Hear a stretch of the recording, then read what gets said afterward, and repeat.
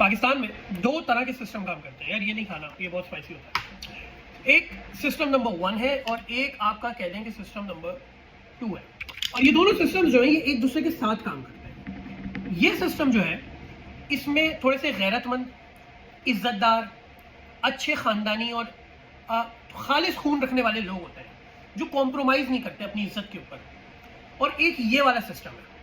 اس والے سسٹم کے اندر چاپلوس, بے غیرت, ایسے جو سڑک پہ آ کے اپنے کپڑے اتار دیں, سڑک پہ زبان سے کچھ بھی گندگی چاٹ لیں, لائک جو گھٹیا قسم کے لوگ ہوتے ہیں نا, جن کی کوئی غیرت عزت خاندان نہیں ہوتا, جن کا کوئی خون خالص نہیں ہوتا, وہ اس سسٹم میں ہوتا ہے. اس سسٹم کی اگر آپ کو ٹاپ پرائم ایگزامپل دوں تو you can take an example Quaid Azam محمد علی جناح. یعنی کہ وہ جب اسٹاف کالج کوئٹہ میں یہ تقریر کرتے ہیں کہ فوج کو سیاست میں نہیں ہونا چاہیے تو ان کو فارغ کر دیا جاتا ہے, ان کو مار دیا جاتا ہے. ان کی بہن کو آپ اس سسٹم میں ڈال سکتے ہیں, فاطمہ جناح کو, جب وہ ریئلٹی کے اوپر بات کرتی ہیں ہسٹری میں تو ان کو بھی قتل کر دیا جاتا ہے. اس سسٹم کی اور ایگزامپل لینی ہے, آپ عمران خان کی ایگزامپل دیکھ سکتے ہیں کہ جب اس کے اوپر پریشر آتا ہے تو وہ ایبسولوٹلی ناٹ کہتا ہے, پھر اس کو جیل ڈال دیا جاتا ہے.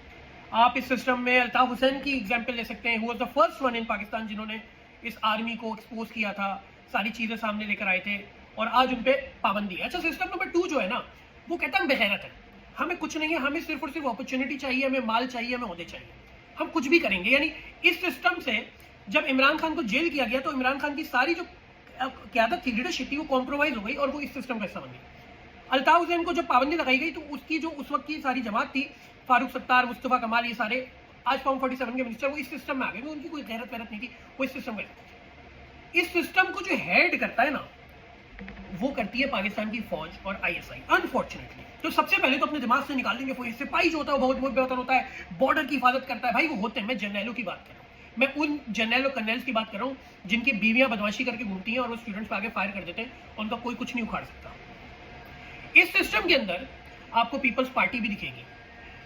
ایسے بغیرت ہوتے ہیں, یعنی بلاول بھٹو کی ایگزامپل پرائم ایگزامپل ہے. اس کی ماں کو مار دیا لیکن اتنی گورنمنٹ میں رہتے ہوئے اس نے اپنی ماں کے لیے کچھ نہیں کیا, just because he don't have that غیرت. اس سسٹم کیسا ہے نا, اس کے ماموں کو مار دیا مرتضی علی بھٹو کو, اس کے نانوں کو مار دیا, نو انصاف ایٹ آل, کسی کے لیے کھڑے نہیں ہو رہے کیونکہ سسٹم میں چمٹے رہنا نا, اس سے پوزیشن سے چمٹے رہنا, تو غیرت نہیں ہے.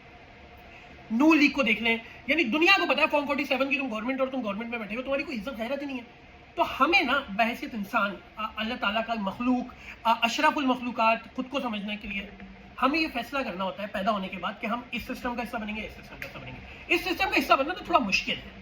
اس سسٹم کو ہمیشہ آپ آتاب میں دیکھیں گے, مشکلات میں دیکھیں گے. اس سسٹم کو غدار کہا جائے گا, اس سسٹم کے اوپر آپ کو بندوقیں تنتی, اس سسٹم کے بال کھینچتے, اس سسٹم کے مشکلات کا سامنا. لیکن اس سسٹم کے پاس ایک چیز ہے جو اس کے پاس نہیں ہے, وہ ہے عزت اور غیرت, سر اٹھا کے چلنا. اور یہ سسٹم جو ہے نا اس کا حصہ تو کوئی بھی بن سکتا ہے. آپ کو صرف اپنے کپڑے اتار کے سڑک پہ کھڑا ہونا ہے, گندگی کو اپنی زبان سے چاٹنا ہے, جی حضوری کرنا ہے, باپ بنا لینا کسی کو بھی, اب اس سسٹم میں آ جاؤ گے.